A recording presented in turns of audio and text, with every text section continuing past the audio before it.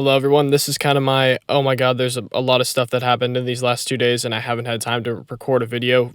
So I'm going to be covering a couple topics, starting with Terry Rozier traded to the Miami Heat for Kyle Lowry and a first-round pick that'll probably end up being that 2026 pick, converting into like a 17th, maybe the 20th pick. For me, I think if you're the Heat, you make this deal 100 times over. Kyle Lowry was a good experiment for the Miami Heat. He made sense at the time. I think it was a bit of an overpay, but he's just been awful this year. And it's mostly age. He just doesn't look like the same player. He's not as aggressive. His three ball isn't falling like it used to. And that's just what happens. Not every player in the NBA is LeBron. They're not going to play until they're 41 and still put up 25-point nights. So look, man, it makes a lot of sense for the Heat. For the Hornets, you're kind of blowing it up a second time. You're really committing to getting another pick, down the line. One could argue Scary Terry is the second best player, or was the second best player on the Charlotte Hornets this season. LaMelo Ball has been out for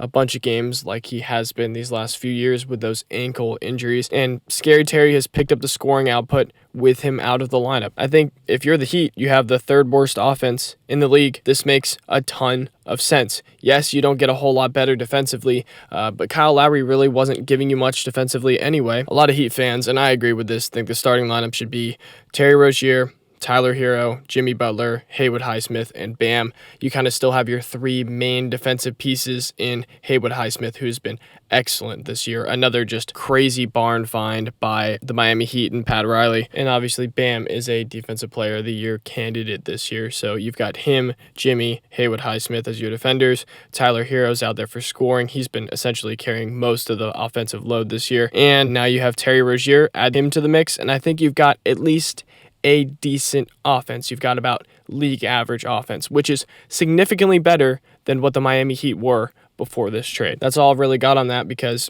Terry Rozier, three-level scorer, attacks the basket well, likes his mid-rangers, but also shoots the three ball.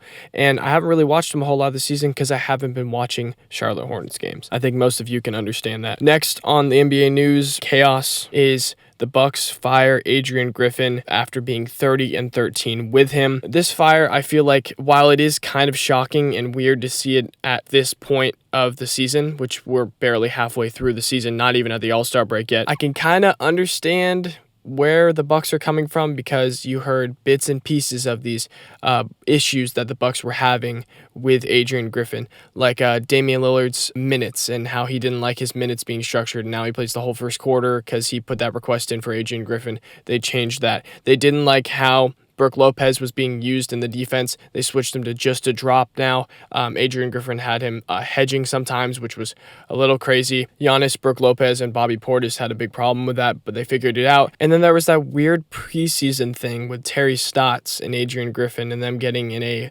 preseason altercation. Terry Stotts just said, you know what? You got it. I'm out of here. And Terry Stotts is kind of the guy that engineered that Damian Lillard offense in Portland when Dame had his statistically best offensive seasons. Terry Stotts was a big reason for that. He was the head coach at the time, and bringing him into the Milwaukee Bucks I thought was a big deal, and then he just left. And I thought that was very weird. And there have been numerous other things. I'm not a Bucks fan. I don't have the day-to-day fandom of being a Bucks fan in that sort of perspective. So I'm sure Bucks fans have plenty of other things they can name that annoys them about Adrian Griffin. So the fact that I was hearing rumblings that the Bucks were frustrated means that there were definitely some issues going on. Because they're 30-13 and they're firing their coach. If you asked me a month ago, one NBA coach is going to get fired today.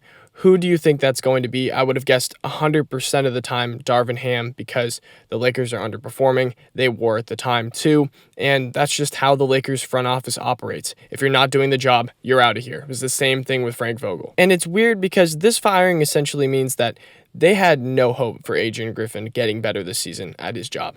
Zero hope whatsoever. They thought Adrian Griffin was going to be terrible for the locker room, terrible for tactics, terrible for defensive tactics especially. And they just said, you know what? We're going to get rid of him. And then we saw reports with Woj saying the Bucks want a experienced and decorated, I think was the word he used, head coach. And then I thought, most head coaches that are experienced and decorated still have a job. That's kind of the idea. And then I saw a report immediately after that they were going to go hire Doc Rivers, or at least he was the number one candidate, and then they ended up doing that. I understand that Doc Rivers is a seasoned and technically decorated NBA coach, but man, does it just seem like he cannot put the pieces together when it matters. Like he can't make adjustments in the playoffs in the same ways that maybe even Mike Budenholzer might have been able to do a little bit better. I know the whole problem with Coach Bud was the fact that he didn't make any adjustments. He just said, all right, we're going to go back out there and we're going to try this again. And Doc Rivers is kind of the same way. And he's a renowned and well-known playoff choker. The Clippers, the Sixers, second round exits over and over, blowing leads, 3-1 leads multiple times. I get the hiring because he's going to be better than Adrian Griffin, but I don't think this is the coach that's going to win you a championship. You know what coach might have won you a championship? Nick Nurse. And reports have been said that Giannis didn't want Nick Nurse for whatever reason, and that was inevitably the reason why they hired Adrian Griffin. And I wonder if this is going to have any effect on other star players and their decisions on head coaching deals down the line. Will we see front offices take more of a, we're going to do this and you kind of deal with it approach? Obviously, you don't want your star players upset. That is literally the last thing you want in the NBA, is to have to sell low on a disgruntled star. But you have to wonder if the front offices sometimes know better than the players. Also, Embiid had 70 points the other night. Cat also had 62, which kind of watered down Embiid's 70-point performance. This was all coming on the night that Kobe scored 81 all those years ago. Look, Embiid was absolutely dominating the Spurs. And I understand the argument that Embiid is a foul free throw merchant. I understand it. But last night, that was not a free throw merchant performance. Victor had early foul trouble. Zach Collins went out there and just got destroyed. And I was watching the game and I was like, Embiid, maybe he had 12 points in the first quarter. That's impressive. Maybe he's on pace for 50 points. And then I look at the box score and he's got 24 in the first. He ends with 34 in the first half and then comes out and scores 36 more with 18 rebounds. Just an incredible performance. And Victor Wembanyama had 33 points and 7 rebounds last night. And we aren't talking about him at all. And he did all of that in under 30 minutes played. And the Spurs stayed in it, for their credit, giving up 70 points to one player. You stayed in the game. You made it respectable. And that's all you can ask from the Spurs at this point this season. Cat's 62 ended in a loss to the Charlotte Hornets. Chris Finch was fucking livid in the postgame. Watching that was pretty entertaining. He was very, very upset at the fact that the team was playing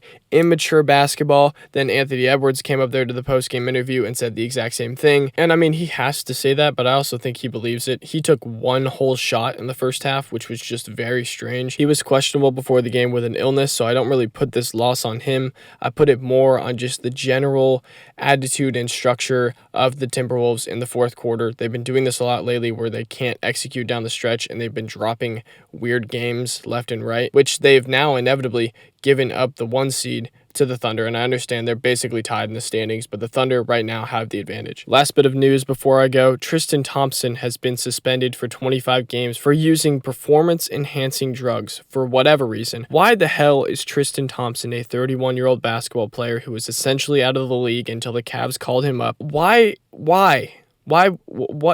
Who? Why? What? These specific PEDs were for muscle growth and bone density. It's a bulking enhancer. You look bigger, you are bigger. It's just strange, very strange. Anyway, that's all I got. Tristan Thompson, stop doing drugs, and that's about it. Y'all take care. Have a good one.